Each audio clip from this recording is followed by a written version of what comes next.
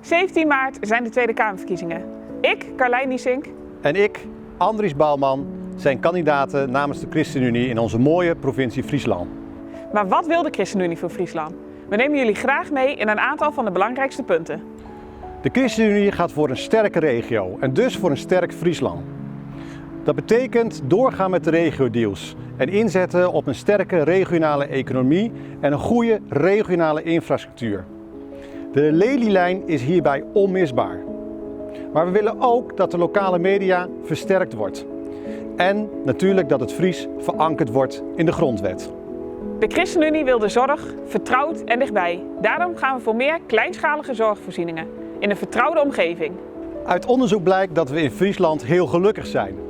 En dat willen we graag zo houden. Maar het staat onder druk. Veel Friese gemeentes hebben grote financiële problemen en vooral de kleine gemeenschappen worden geraakt. Dit zorgt ervoor dat steeds meer dorpsvoorzieningen soms moeten sluiten, zoals buurthuizen of bibliotheken.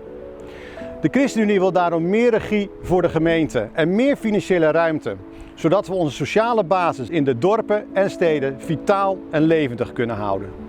Friesland is bij uitstek een landbouwprovincie. Als ChristenUnie gaan we voor de kringlooplandbouw. Balans tussen de agrarische sector en de omgeving. We willen dat er een eerlijke boterham verdiend kan worden, er oog is voor dierenwelzijn en eerlijkheid over de impact op het milieu. De ChristenUnie wil inzetten in een krachtige en hoopvolle beweging naar een groene en duurzame toekomst. Maar de grenzen die de aarde zelf stelt en de sociale draagkracht en draaglast zijn hierbij essentiële onderwerpen. Vanuit dat startpunt willen we kijken naar de energietransitie en naar de inrichting van ons land. Friesland kent de meeste energiecorporaties en initiatieven van Nederland. En als het aan de ChristenUnie ligt, dan zijn dit de helden van de energietransitie. Zij moeten ondersteund worden met middelen en capaciteit om hun waardevolle werk zo goed mogelijk uit te voeren. Helaas vindt ook hier in Friesland mensenhandel, dwang en uitbuiting plaats. Als ChristenUnie willen we dat elke vorm van moderne slavernij stopt.